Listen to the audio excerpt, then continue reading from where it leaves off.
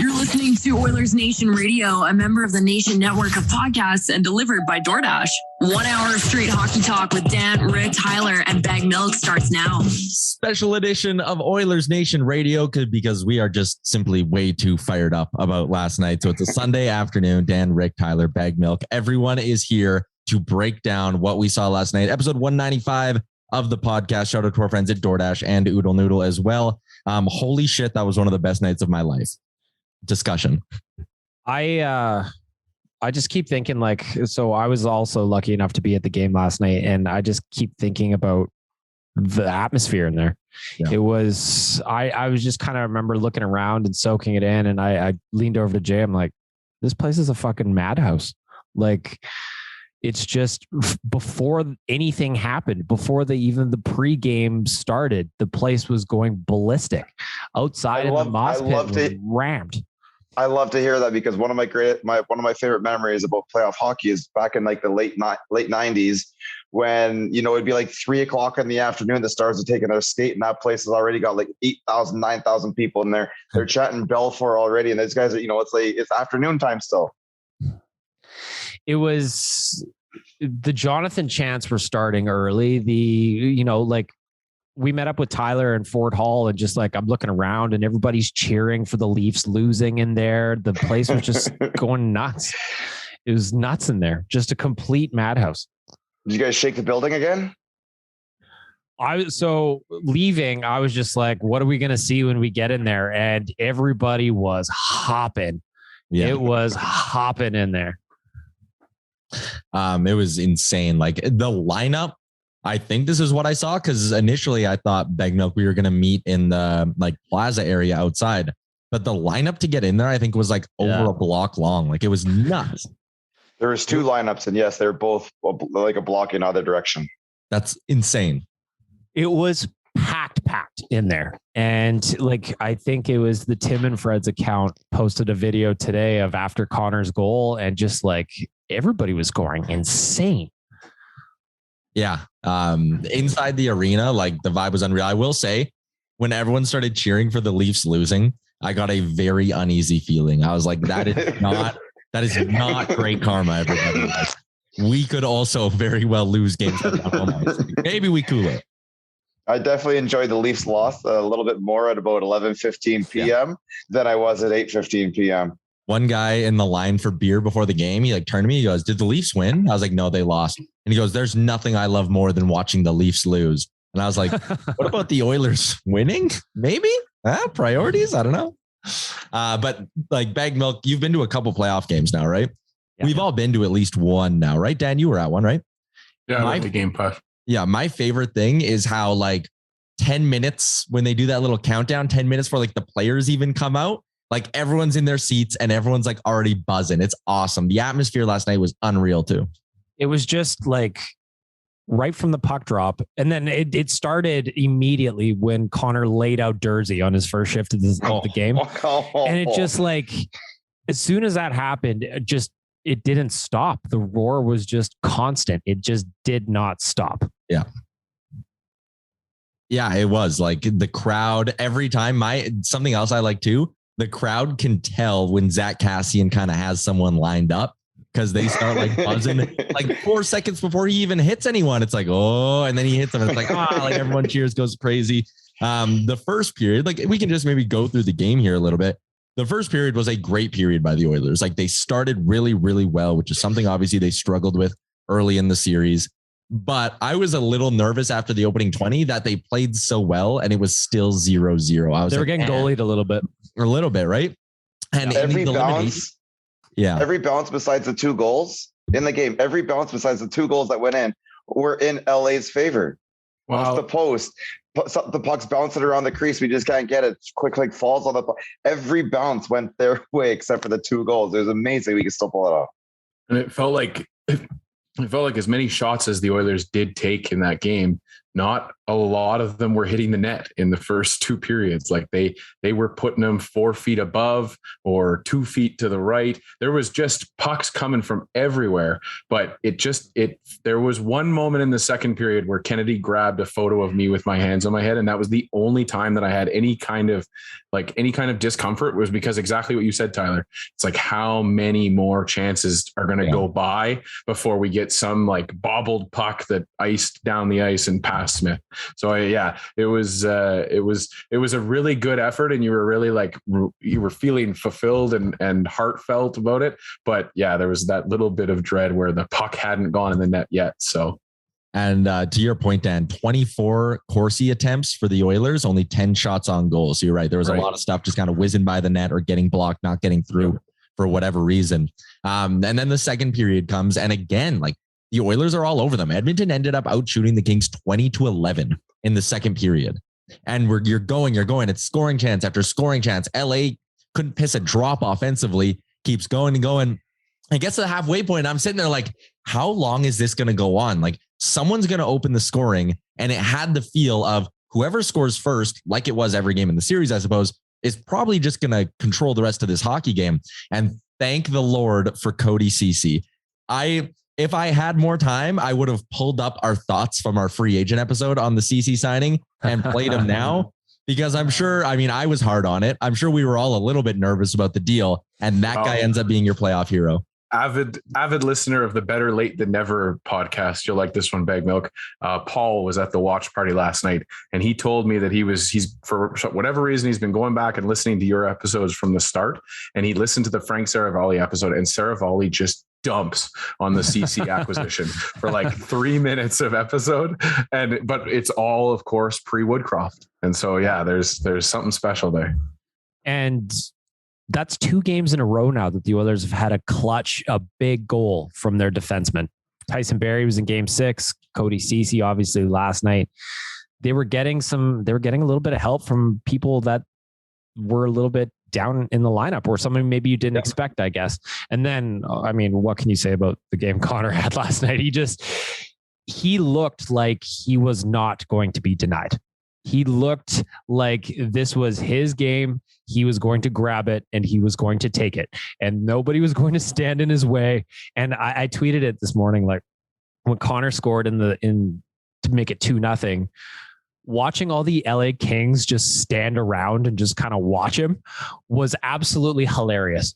Like, obviously I was super excited when it happened last night in the building, but to go back and watch it again, you're like, what are you guys doing?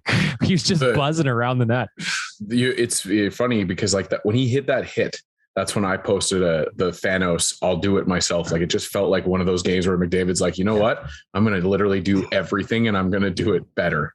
So yeah, it was amazing. But like, he was like that in game 5, game 6 as well. Yeah. Like that, I think TSN tweeted it. He's the second player in NHL history to have 6 multi-point games in a series. That's just nuts. Just nuts. Just ridiculous. We got to give a little love to the old man in the crease, though. Of course. 100%. The old man that everybody shit on at the beginning of the season. Nobody gave any fucking credit for. That man's got 2 shutouts in these playoffs. And I'll jump in because I was been hard on Mike Smith a bunch of times, but like I've said also a bunch of times, when he's playing well, as he has been all series. I mean, what can you say? The guy's got a .938 save percentage through the first series. Like, you can't really expect much more than that from your goaltender. He was rock solid last night. He looked calm, composed, square to the puck. He was handling his rebounds. He had a couple moments where the bar was a little antsy with a couple of bobbles, but I think that's a little bit of shell shock too from previous. Hey, we've been hurt before, Yes. But after that bobble, that gaff in game 1, he came out, he owned it, and he gave the Oilers the performance in net that they needed. And he did it. Yeah. Like you guys said, he did it multiple times in this series. Like, he was outstanding. And in this season. Yeah. And this is coming from a guy who wanted him on waivers at one point, right? Like, I'm not shy about that, but at the same time, like, his work from March 1 on speaks for itself. He's one of the best goalies in the NHL statistically. And that's why after game 1, like I tweeted, Smith wasn't good, but he didn't cost them that game. He was fine. You start him in game 2. You don't think twice. Anyone saying anything else is overreacting. And I got carved for that. Yeah. Like I got ripped on Twitter from a certain portion of Oilers fans as well. And I got ripped for it. And then he followed it up with a shutout, big shutout in game 7. Schmitty was absolutely unbelievable. Schmitty battles. He does. Just going back to series long. Yeah. Just going back to McDavid quickly as well. The thing that bugged me about a lot, or the last 2 Oilers playoff exits, were the people who would come out and say stuff about McDavid, not being a leader. Do the Oilers? You can't win with McDavid. Yeah. He's going to want out soon. And then also, it's his fault and blah, blah, blah, blah, blah. And I even heard it when they were down 3-2 in the series. Connor McDavid's not a good captain. That's not a leader. He just cares about his points. Anyone who says Connor McDavid is not a good or great captain, either A, has never watched the Edmonton Oilers, or B, doesn't know anything about hockey, because the way that guy put on an absolute clinic in games 5, 6, and 7 to will this team to victory. When Leon Draisaitl is playing on one leg, Connor McDavid said, I'll pick up the slack, Leo. Don't worry about it. And he willed them to this series victory. Mike Smith was great. And the clutch scoring from the D-men was awesome. I thought they started to get real good at 5-on-5 in the last 2 games. But Connor McDavid is at the top of the list for reasons the Oilers are going to round 2. His leadership is at the top of the list for reasons they're going to round 2. And anyone who says otherwise is a clown. Wrong. I don't know. Well, how can you not see him play like that and then follow suit? The rest of the team bought into what Connor was selling, and he was leading by example up and down the ice, all over. I saw him going down for block to block shots last night. I saw him wheeling. I saw him throwing the body. What else do you want the guy to do? He was without question just amazing to watch. He was the captain, and the captain was doing captain things. Big players play big games in big time situations. That's exactly what he did last night. Unbelievable. How can you not watch him steamroll Sean Durzi and then be like, oh man, I'm fired up. Like, I'm ready. Launch him. Like, that's like, you mentioned Zach Kassian, but like that hit was like a Kassian hit on Durzi. Like he absolutely flattened him. And again, sent him backwards 4 feet. He went horizontal. Yeah. And when that happened, like I said, Rogers Place just went absolutely insane. Yeah. The entire city went insane. You could feel it. The bar was shaking at that point. Unreal. And how about 29? How about the way he came out and the way he battled through that game? We have no idea what kind of pain he's in. We do not know the injury other than it's most likely some sort of left leg injury. Yeah. That dude battled right through. I don't know what his final minutes were, but they weren't incredibly small. And I mean, you couldn't just play him on the power play. There was only the one power play out there. So what he did last night was insane. It's a playoff. That's what you do in the playoffs. Yep. You play through injuries.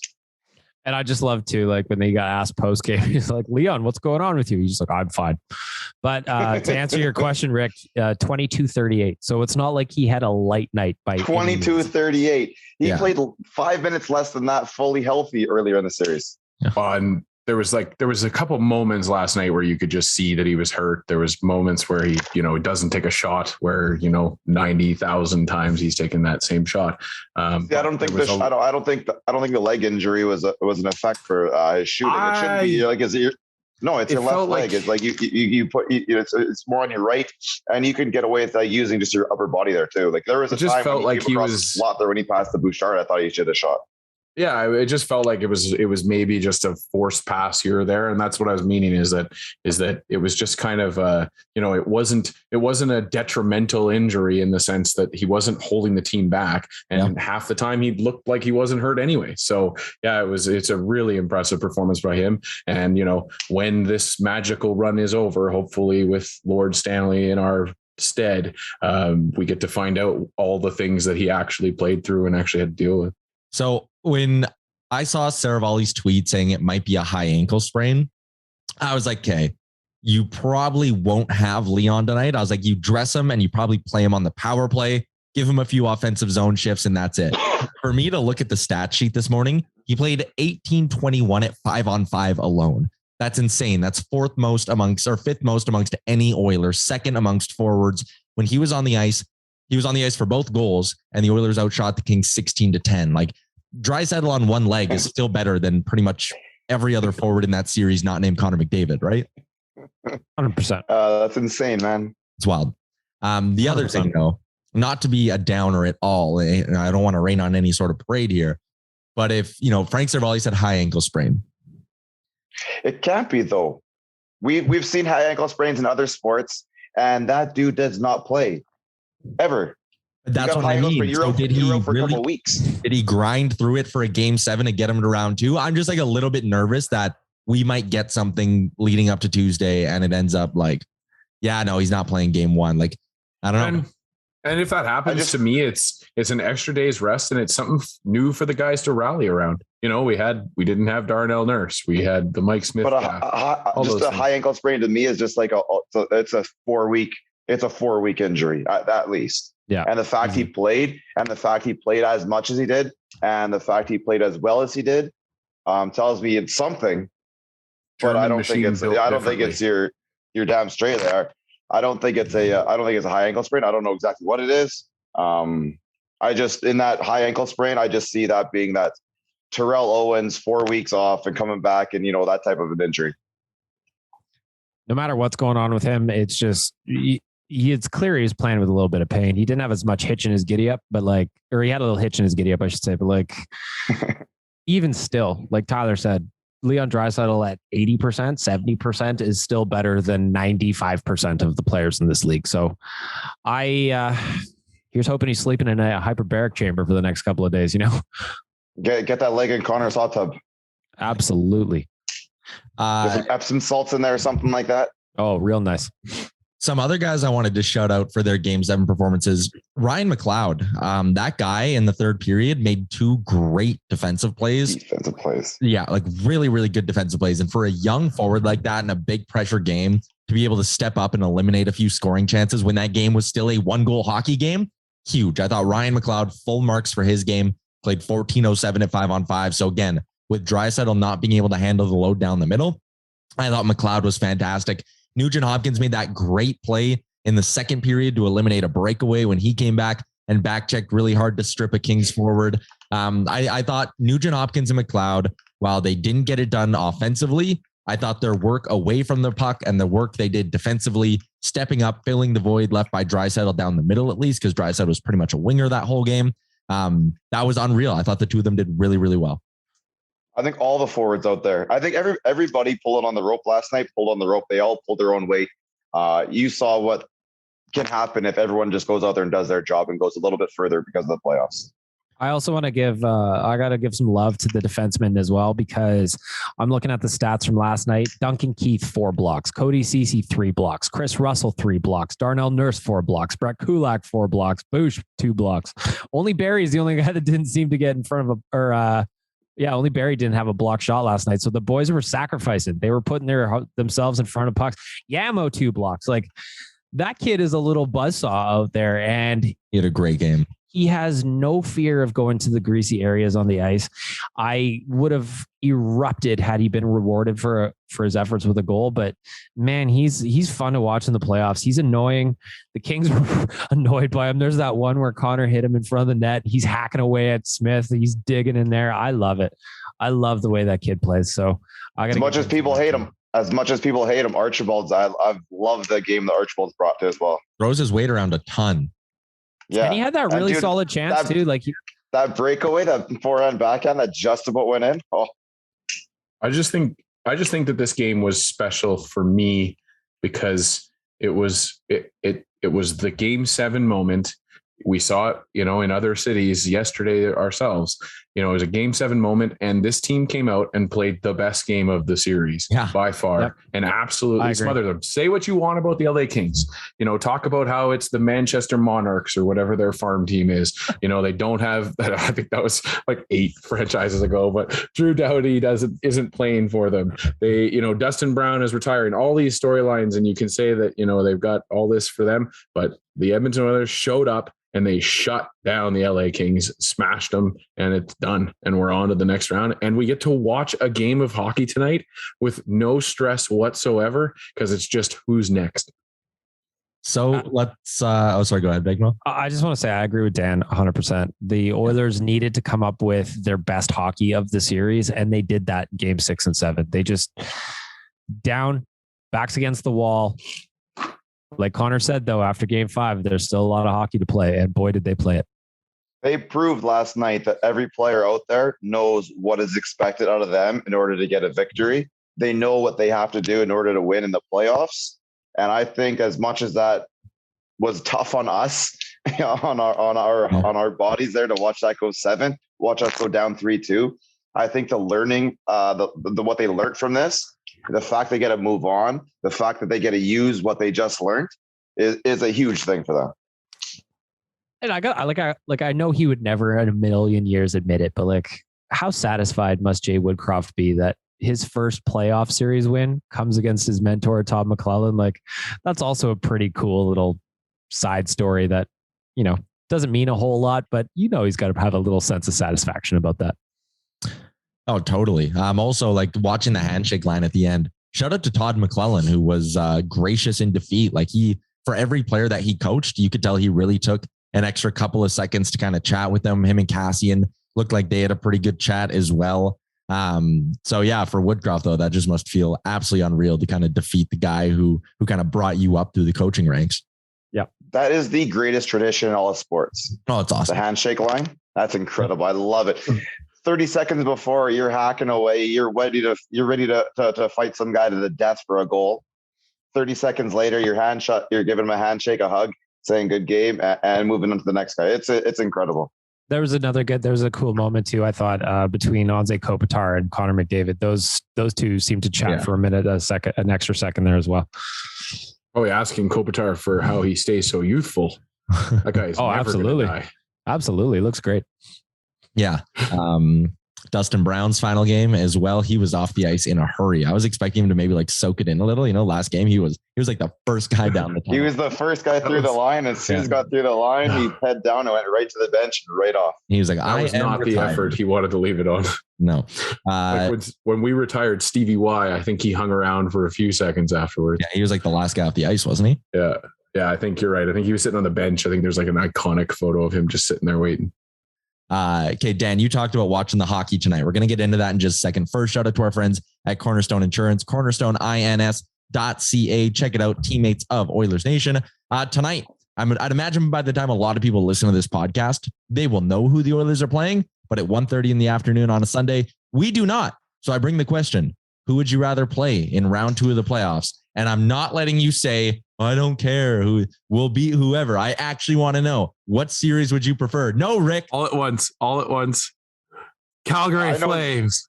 Fuck that. Give me Dallas, man. I grew up in the Edmonton Dallas rivalry of the 90s into the early 2000s. I've seen what that is. That is a real deal fucking thing. We need to go out there. I want our revenge. Give me fucking Dallas all fucking day long. I get what you're saying, but that green is no longer the green that we battled with. The Flames will forever be red, and we are going to ruin Calgary's hopes and dreams. Calgary won the Pacific Division this year, and now they get to play the Edmonton Oilers, and we struggled with the lowly Los Angeles Kings. It's a game of chicken, and I'm staring down that Flames Nation car, and I'm saying, let's go. There's a tweet thread out there, just put out there earlier, that I got tagged in. Romulus. I saw that. And man, no, I'm telling you, those Dallas series, they still have me. Give me another Todd Marchand coming down the wing in overtime. Give me that series. I want that all day long. Ryan McLeod. Let's go. Yeah, Ryan McLeod Burns. I don't know, man. Like, it's, for me, the Battle of Alberta is more of a recent thing. So you got to think that series would just be a ton of fun. I wasn't even alive when the bulk of those happened in the 80s. So like, or I was an infant, if anything. So like, it doesn't mean a whole lot to me. Obviously, for business, if we're thinking that way, it would be better for Flames Nation and Oilers Nation to go head to head. But I'm kind of with Rick. I remember growing up and watching the Oilers get ran through by Dallas. I remember it. Those were the first teams I really hated. And I would love nothing more than to see them take on the Dallas Stars. But at the same point, Battle of Alberta would be spicy. I want to do it because I want to piss off Hatcher. I want to piss off Lettinen, Zubov. Zubov, I want you to see your alumni, the fucking team to die. Rick, Pelfor, let's go. I want all those guys. I want revenge on all those guys. Let's go. Give me Dallas. You can't take a bus to Dallas. I'm just saying, you can't take a bus to Dallas. You damn straight can. Get me the John Madden bus. Let's go. Who do you want to see, Tyler? Dude, I'm not sure. I'm not so sure I should be going to Calgary if that's a thing. Well, that's the thing too. Like that's a fist fight waiting to happen if you go down to the Saddle. Yeah, I don't know. Yeah, I don't know what will happen there. So I almost want to stay at home for this one. We're looking a little lower than the press level. A little lower. The oxygen being a little bit less thin up there, we think it'll be better. For me, how would I get in the alumni lounge? Yeah, I don't think they would let an Oilers fan through for a playoff game. Yeah. For me, I understand the satisfaction that would come with beating the Calgary Flames, and that would be great. But I just care more about the Oilers making it to round 3. So I want to play Dallas because I don't think they're as good as the Flames. I think Dallas is, for the most part, a one-line team who really struggles to score. I think their blue line is fine. They obviously have a really good goalie, but so does Calgary. So that doesn't really matter. I would just rather play the team that I think will be an easier out. And for me, it's the Dallas Stars. That's removing any emotion of a potential BOA, any emotion of playoff series that happened when I was 3 and 4 years old. I just care about the now and the Oilers winning. And I think they have a better shot of beating the Dallas Stars. But then at the same point, though, Dallas is giving Calgary everything. You know, so I think that's more on Calgary just choking. Yes. Well, Calgary's come back down to earth. Calgary wasn't as good as they are in the regular season. I'm sorry, but Gaudreau's not 100 and whatever point player. Even Kachuk's not 100 point whatever point player. Those guys are playing out of their skin this year. It's coming back to earth right now, and you're seeing the real Calgary Flames right now. It's twofold issue for Calgary. It's their offense going away, which is a yearly occasion in the playoffs, and then it's also Ettinger is just playing out of his mind, like unreal goaltending out of Dallas, which just if I remember correctly, when I was watching the game the other day, I think he was leading in the goal save percentage with like a 958 or something like that. Yeah, they shoot a lot of rubber at him. That's for sure. Yeah, so I get it, but yeah, like I said, I'm playing the game of chicken, and I want the Flames. I want them to blink first. It would be a satisfying victory to go and roll through the Flames, beat them in their own barn. The other side of the Dallas thing too is I wouldn't mind seeing the Oilers have home ice advantage. Tuesday night, that's when I believe they would open up against the Dallas Stars. I'd rather have. Are you sure it's Tuesday? I'm fairly confident, if you know what I'm saying. Oh, I was hoping for Wednesday. I figured they'd give whoever plays tonight. Oh, okay. Why would it be different? They both play the same day. I'm just relaying what I know. But that's that home ice advantage too, right? Because the Oilers would be the whole team, so they shouldn't have to wait. I just figured if you give whoever plays today 2 days off, just like, between series, give everyone 2 days off. Otherwise you're playing one on, one off, one on, one off. I mean, that's a lot of hockey. Yeah. I hadn't really considered the home ice advantage thing that Tyler just brought up, but that also comes into play here because like last night, game 7, you can't tell me that crowd wasn't a part of what got the boys going. Well, and if it had to, with how young LA is, it had to like, if you told me that they didn't get they were gripping the sticks a little bit tighter because they were, in over their heads a little bit or, experiencing something they hadn't seen before, I wouldn't be surprised by that either. Well, I mean, if you sorry, Dan, go ahead. I was just going to say, if you take off the superstition and you say that the Oilers go to the next round, they could be playing the St. Louis Blues as well. So there's an opportunity to continue to be the home team. So could be a thing.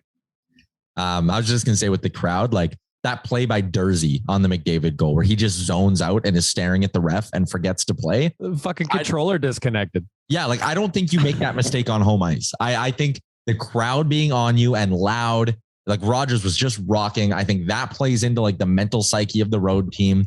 And I think the Oilers also wearing them down physically, which is a product of the crowd fueling you as well. Like the crowd does help. And I think having home ice advantage in round 2 would be good.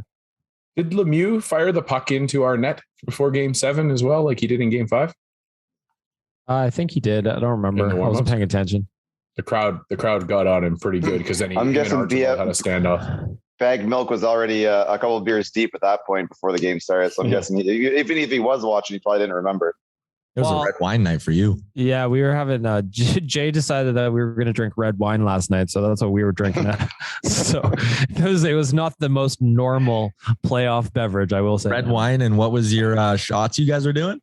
Oh, I forgot about the shots. Red wine and tequila, baby. You guys were living it good up there. I forgot about those. That's probably. I was just like, I didn't think I drank that much last night, but then I forgot about those shots. Yeah. Yeah. Those tequilas, they'll sneak up on you. And tea time waits for no man. No man. I got an interesting question for you guys. First, shout out to Buster's Pizza. The Oilers going to round 2. We don't have an Ask the Idiots today because we decided to do this podcast like 20 minutes ago. But shout out to Buster's Pizza. Round 2, you know where to order from. McDavid is the first star of the series. Smith is probably the second star of the series. Who's your third star of the Oilers opening round series? Rick? Yamamoto. Even if he didn't get on the score sheet as much as you'd want to see, what that dude does on the ice when he battles in the court in front of the net, just what he brings to it. I think he adds a lot to the team. So yeah, without really thinking too much about it, it would probably have to be him. But there's going to be a couple of other guys you can put that in that same vicinity. I got to go Evander Kane. That's right. I didn't even think of that. Evander Kane, like he was brought in to score goals, and he scored a bunch of them. And 7. He's mucking it up. 7 to be exact. That's why he was holding his hands up. 7 goals, baby. 7 goals. It's funny now that the series is over and the Oilers close it out. It's just like, hold up that 7 again, baby. I like it. Dan? To be different, I would have to go probably like an Archibald. Like it feels like Archibald got inserted into this lineup and the team got emotionally just a little bit sparked. There was a couple games there where it was just him doing it all on his own. And then the rest of the team just kind of seemed to figure it out and start throwing the body too. So yeah, if I'm going to not pick, I would have picked Kane, I think. But if I'm not going to pick him, I would go with Archibald. Yeah, I would maybe go with like Leon Draisaitl at third, just because we talked about how hard he battled through everything. But if I'm going for more of the unsung hero angle, which is maybe how I should have worded it, Cody Ceci putting up 6 even strength points, scoring a big goal, averaging 21.05 of ice time as well. Finished the series at +8. Like he was on the ice for 8 more goals than he was against. That guy doesn't get power play time, and he put up 6 points in 7 games. Like that's a rock for the Oilers. Yeah. And then the big goal, like all of that. Like Cody Ceci was just well worth 3.25. Like that contract looks good right now. When and if do we get does Ken Holland get the just a pat on the back? Okay, you know what? For what it is, this roster is actually pretty good. Rick, stop. No, come on. You have to look at this fucking roster. We talked about this off air, Rick. You're not supposed to give Ken Holland love. Well. Everybody's shitting on Mike Smith. Mike Smith's playing well. This team like comes together around the players that the internet likes to hate on. It's simple. You see it out there. I wouldn't call them like a perfectly built roster or anything like that. By no means is it a perfect roster. Absolutely not. Yeah, and it's still apparent that Warren Fogle, Ethan Bear didn't play 1 game in the playoffs. Ethan Bear was benched every single game. Doesn't change the fact that they signed Warren Fogle for like almost $3 million and he's sitting in. No, that's fair. I'm just saying that trade isn't as bad as everyone said it was. Sure, the trade fine, but giving Fogle that deal seems unnecessary in hindsight. He's also not trade. playing. He's still overpaid for him. The mistakes that existed with Holland are still there. The things he did well though, I'm giving him credit for Ceci. I give him credit for Mike Smith as well, where I wouldn't have. And even going out and getting a guy like Kulak at the deadline. I know we all kind of like that move. The Zach Hyman signing unreal. Kane move as well. Yeah.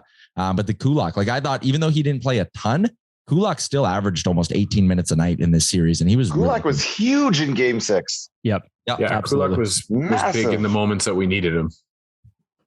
Just steady. He's got wheels. He makes a nice first pass. There's a lot to like about Brett Kulak. Good Alberta boy. Absolutely. $8 million per. Just had a baby. Come on. Has a baby, goes out and wins game 7 the next day. That's a good weekend. Mm-hmm. Good weekend. I love Weather fans. I think after game 6, I heard more sign Brett Kulak than I've ever heard in any free agency or anything combined. You've seen what I like the way that guy plays. 100%. What else? Any other takeaways from game 7? Dan, how was our watch party down at the Pint White? Oh, it's always a great time to be at the watch party. Lots of giveaways.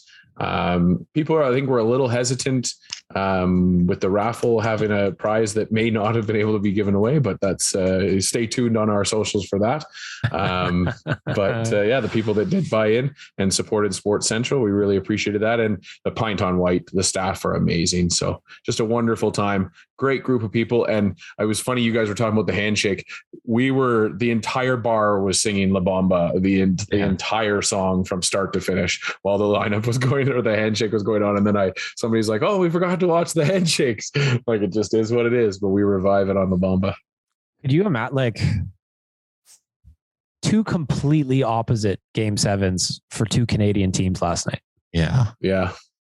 2 completely opposite situations. Leafs couldn't get the jobs done at home. And to see the look on those guys' faces, I watched SportsCenter this morning and just like devastation throughout. I watched Dangle's LFR this morning, and Dangle is melting down. TSN with those guys, I swear, I felt like they were like reporting from a funeral or something. All those guys on TSN were just absolutely dead inside. But put yourselves in their shoes. If you're not supposed to be a Leafs, this is not Toronto Sports Network.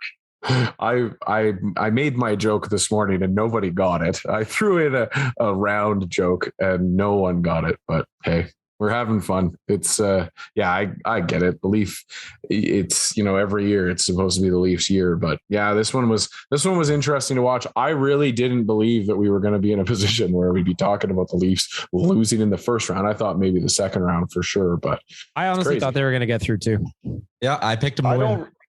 I don't really like sitting there and cheering against Marner and Matthews and those guys as players per se, but the organization, the fan base, and the Eastern media, oh baby, do I love that part of it. There are certain Leaf fans I feel for. Like, at the end of the day, there are still just diehard, passionate Canadian hockey fans. For sure, but I just mean, on the whole, the way that just everything is Toronto, everything is Toronto, everything is Toronto. I just like watching that happen. I don't love watching the Leafs lose, but I do love dunking on Sid Sixero on Twitter, because that guy, he was just flying around Oilers Twitter yesterday with people bringing up old tweets of his. So good. There was another one out there too that I can't remember who it was. He said something about it's a blue check mark. He said he loves watching the Oilers lose, and oh man, did that start coming back up around 8 o'clock, 7:30 or something like that. Did you guys see that? I was just going to say, while we've been doing this podcast, I've been looking up bad takes about McDavid leaving town that were coming out 3 days ago.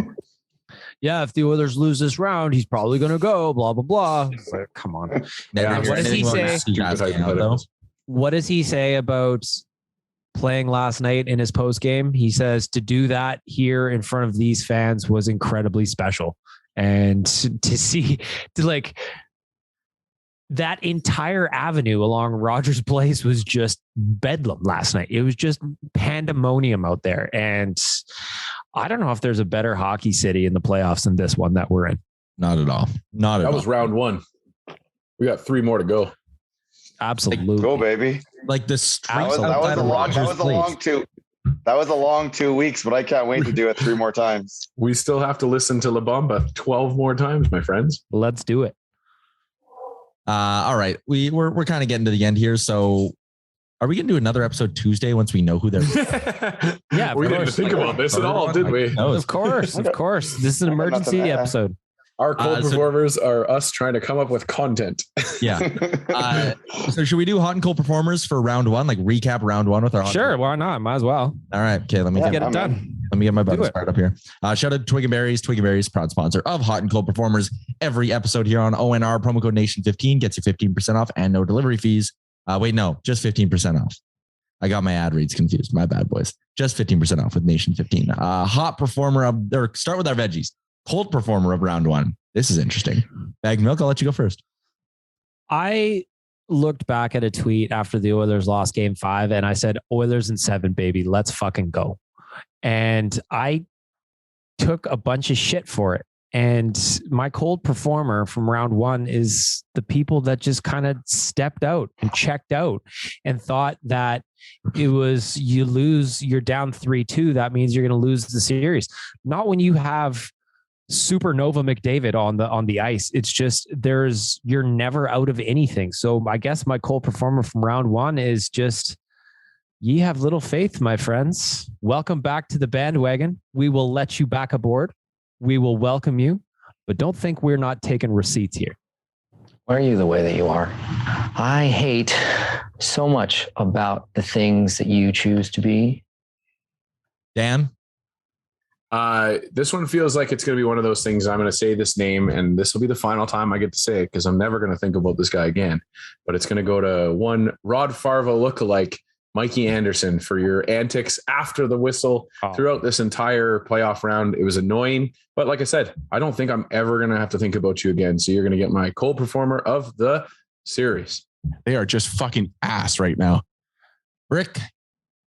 I don't give two shits about LA now. They're done. They don't deserve any time in this podcast now. There's only one player, unfortunately, on our roster that I feel was like, didn't really live up to what we needed from him in the first round. And he was a healthy scratch for a couple of games there, but unfortunately, still love the guy. Still want to see him get out there and have a better run at it in the second round. But it's Warren Foegele, man. I expect a little bit more out of him, and we didn't see anything. Didn't see very much out of him. So Fogel's got to get it going in the second round. We're gonna need him. Oh, that's cold. My co-performer, and I know this might sound rich coming off a game where the Oilers didn't get called on a single minor penalty. If they played in my beer league, they would get free nachos for that at the brew house. But anyways, the officiating in the back half of the series, in all the series, was not good. Like games 1 through 4, we were like, yes, they're calling power plays. This is awesome. Like, it's just like the regular season. And then in game 6 and 7, the refs were like, oh yeah, no, you can go back to doing whatever the hell you want, guys. We were just kidding about those first 4 games. Even in the Leafs game, like the Leafs, I think, got kind of screwed by the refs. The Oilers only getting 2 power plays in the last 2 games of that series or something like that. That's insane. That shouldn't happen. There was a play where Josh Archibald's laying on the ice and Alex Edler, I saw it right from my seat. Edler cross-checks him like 3 times. And it's like, okay, oh, they didn't call that. And you could tell Edler was almost like, oh, they didn't call that. And he went back and gave him another shot. And I was like, what are we doing here? Like, I don't know. It was stereotypical of playoff officiating, and I didn't like it. We have been hoodwinked, bamboozled, led astray, run amok, and flat out deceived. To be fair, though, the Oilers were going to get a second power play last night, but Connor decided to call game early. Mm-hmm. Yeah, well, and too, I don't know. It's just, it was, you mentioned it with I lost it. It was the minor penalties thing. Yeah. Just because, there was so many little things that they tried to make calls happen, but just wasn't there. Refs didn't want to do it. No. Hot performers of the week. Let's flip it around. I'll start with you, Rick. Listen, it's the greatest hockey player in the world. He's the leader of our team. We need him to lead the team, and he went out there and he did exactly that for 7 games in a row. What was it, 6 games where he has multiple point games? That's absolutely incredible. I love watching the guy play. I think everybody needs to sit back and understand what you're watching, because this type of stuff doesn't happen all the time. And I'm going to really enjoy watching all those Eastern media writers who go to bed before the game starts, who want to put the Hart Trophy on somebody else. I enjoy watching them eat their words here, because he is the greatest player in the world, and he is the most important person on any given team in this league. Connor McDavid, he's the hot performer of round 1. Dan? Well, I mentioned it earlier. Since the minute he came to this team, Jay Woodcroft has had to do some hard work to get this team rounded out and figured out from what the issues that they were having before he arrived. And, had a team on the brink, down 3-2 in a series, and just said, you know what, we're going to relax. We're going to do it. So for me, Jay Woodcroft leading this team through some adversity, as Bag Milk mentioned, some adversity that chased off longtime Oiler fans. It was rough. So yeah, Jay Woodcroft, you get my hot performer of the series. I can't believe it. BM. Just since you pushed that button, did you hear Jack's call in the last couple of seconds? So good, man. So good. So good. Unbelievable. I mean, I'll give it to him. Schmitty battles. Hot performer of the series. Like, how can you not, like, 2 shutouts, a 938? Everybody was like, Mikko's got to go in game 2. The Jay Woodcroft did not panic. Put him back in. Schmitty battles. 2 shutouts, 938. Come on. Put some respect on my name. And I'm just going to give it to just Oilers Nation in general. Like, being at the game last night, your romper truck was out in full effect. And I had a ton of people coming up just being like, oh my God, I love the nation. I love the podcast, all that stuff. How did your dad react to your romper truck?